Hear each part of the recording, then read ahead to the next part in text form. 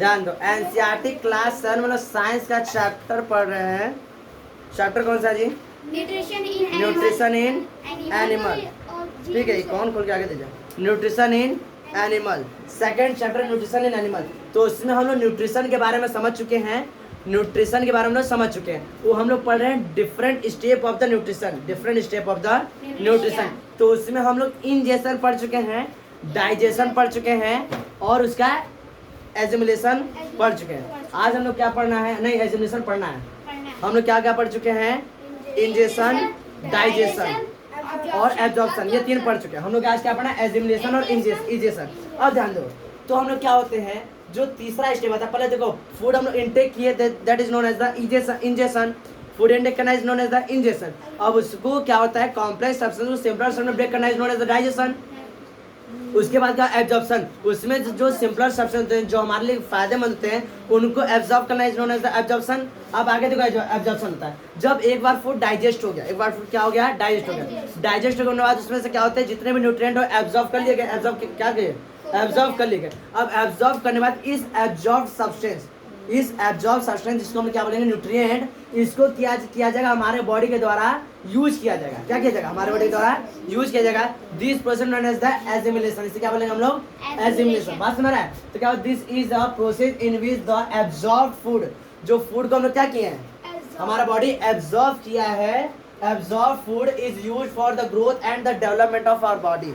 हमारे बॉडी को ग्रोथ करने के लिए और डेवलप करने के लिए क्या होता है? इसी एब्जॉर्ब फूड का यूज किया जाता है। This process known as the assimilation. एक बार फूड डाइजेस्ट हो गया है, डाइजेस्ट में क्या हो गया? एब्जॉर्प्शन हो चुका है। इस एब्जॉर्ब सब्सटेंस को क्या किया जाएगा? हमारे पूरे बॉडी के सेल द्वारा क्या किया जाएगा? यूज किया जाएगा। और यूज करके हमारा बॉडी क्या होगा? ग्रोथ होगा और डेवलप होगा। This process known as the assimilation. कोई दिक्कत है एजिमुलेशन में? बात सुना रहा है? अब आगे देखते हैं इजेशन क्या होता है। देखो जब फूड हम एब्जॉर्ब कर लेते हैं, क्या हुआ? एब्जॉर्प्शन हो रहा था, सिमिलर सब्सटेंस एब्जॉर्ब कर लिए। तो इसमें जो बता रहा है सॉलिड सब्सटेंस, इसका तो कोई काम है नहीं, मैं हमारे पास कोई काम नहीं है। ये हमारे लिए क्या एक तरह से हार्मफुल है। ये क्या है? हार्मफुल है, टॉक्सिक सब्सटेंस है, हानिकारक है, रहेगा जब शरीर में तो एकदम बीमारी फैला देगा, इसलिए इसको जल्दी से बाहर निकालते हैं। तो इसी को हम क्या बोलेंगे? Egestion. The process in which the undigested food, ये अनडाइजेस्टेड था, undigested food is remove from our body is known as the egestion. इस तरह से हम लोग 5 different step of the nutrition का हम लोग पढ़ चुके। सबसे पहले क्या पढ़े थे हम लोग? Ingestion, second digestion, third absorption, fourth assimilation और फिफ्थ इजेशन। इसको हम लोग समझते हैं। सबसे पहले क्या होता है? इंजेशन, फिर उसके बाद डाइजेशन, डाइजेशन के बाद पहले क्या होता है? इंजेशन, फिर उसके बाद डाइजेशन, फिर उसके बाद एब्जॉर्प्शन, फिर उसके बाद एजिमुलेशन, फिर उसके बाद क्या होता है? इजेशन। ऐसा नहीं कि इसमें टेढ़ा फ्लो होता है, वो बस जगह की कमी को हम टेढ़ा लिखते हैं, ऐसा कोई दिक्कत नहीं। सबसे पहले क्या होता है? फर्स्ट स्टेप इंजेशन, फिर थर्ड, फोर्थ और फिफ्थ होता है इजेशन। इसमें किसी कोई समस्या? अब हम लोग ये पढ़ेंगे कि हमारे बॉडी के किस ऑर्गन द्वारा परफॉर्म किया जाता है, यानी हम लोग को नेक्स्ट पढ़ना है न्यूट्रिशन इन एनिमल। इसमें किसी कोई समस्या तो है नहीं? बात समझ रहा है? इसको लिख लो। आगे हम लोग पढ़े न्यूट्रिशन इन ह्यूमंस। देखो ध्यान से, अभी तक हम लोग क्या सीखे हैं?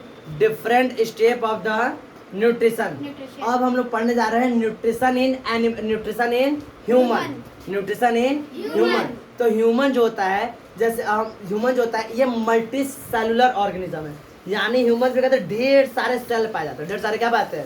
सेल। ह्यूमन जो होता है कई सेल से मिलकर बना हुआ है, इसलिए इस ह्यूमंस के पास क्या होते हैं? एकदम डेवलप्ड डाइजेस्टिव सिस्टम होता है। हर चीज के लिए इसके पास अलग अलग सिस्टम है। सांस लेने के लिए, पूरा रेस्पिरेशन के लिए अलग सिस्टम है, रेस्पिरेशन के लिए अलग सिस्टम है, ब्लड ट्रांसपोर्टेशन के लिए अलग सिस्टम है और डाइजेशन के लिए अलग सिस्टम है। हमारा स्केलेटल अलग सिस्टम है। ये पूरा हमारे बॉडी में सिस्टम है। बस हो रहा है? क्यों? क्योंकि ह्यूमंस एकदम ढेर सारे सेल से बना, इसके पास क्या है? अलग अलग सिस्टम है। तो उसी तरह क्या बताओगे कि humans are the multi cellular organism, they have a developed digestive system. इसके पास क्या है? ह्यूमंस के पास एक डेवलप्ड डाइजेस्टिव सिस्टम है। It includes the alimentary canal and the digestive gland. इस डाइजेस्टिव सिस्टम में कौन कौन आता है? एलिमेंट्री कैनल आता है और डाइजेस्टिव ग्लैंड्स आता है। डाइजेस्टिव ग्लैंड्स कौन कौन ग्लैंड्स है जो कौन कौन सा डाइजेस्टिव जूस को रिलीज करता है, सेक्रेट करता है, वो हम लोग आगे जाके पढ़ते जाएंगे, उसमें कोई दिक्कत नहीं होगा। हम लोग एक एक समझते जाएंगे और एक एक पढ़ते जाएंगे, समझ में आता जाएगा। आगे देखो क्या बताओगे कि इसमें क्या होते हैं। It include the alimentary canal and the digestive glands.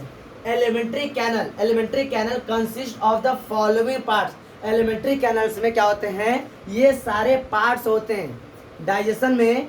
ये सारे क्या होते हैं, ऑर्गन्स हमें हेल्प करते हैं और ये सभी मिलके क्या बनाएंगे, डाइजेस्टिव सिस्टम। क्या कहलाएंगे, digestive system. They all together form a system that is known as a digestive system. बात समझ रहे हैं, डाइजेस्टिव सिस्टम किसे कहते हैं, तो क्या बताओगे, the organs of the human body that participate in the digestion of the human. वह सभी ऑर्गन जो ह्यूमंस के अंदर फूड को डाइजेस्ट करने में पार्टिसिपेट करते हैं, वह सभी एक साथ मिलकर क्या कहलाते हैं, वह सभी मिलकर क्या होते हैं, एक सिस्टम को फॉर्म करते हैं। और ये पूरा सिस्टम क्या कहलाएगा, डाइजेस्टिव सिस्टम। कान में कुछ चला गया था। आगे देखो तो क्या बताओगे, alimentary canal consist of the following parts. Alimentary canal में क्या क्या होता है, देखो सबसे पहले याद है ना, हम लोग इंजेक्शन कैसे करते थे, बकल कैविटी से। तो सबसे पहले बकल कैविटी, बकल कैविटी के बाद क्या आएगा, फेरिंग्स, फेरिंग्स के बाद क्या आएगा, फूड पाइप दैट इज ऑसोफेजस। फिर उसके बाद स्टमक, स्टमक के बाद स्मॉल इंटेस्टाइन, स्मॉल इंटेस्टाइन के बाद लार्ज इंटेस्टाइन, फिर उसके बाद रेक्टम, एनस। बात सुना रहा है, तो ये सभी क्या है, parts of the alimentary canal. These are the parts of the alimentary canal. याद करने में कोई दिक्कत नहीं होगा। सबसे पहले बकल कैविटी, फिर उसके बाद फेरिंग्स, फिर ऑसोफेजस फूड पाइप, फिर stomach, small intestine, large intestine, rectum, anus. बात समझ रहा है, इस तरह से पूरा हम लोग क्या करेंगे, लर्न करेंगे। इसमें कोई दिक्कत, इसको लिख लो।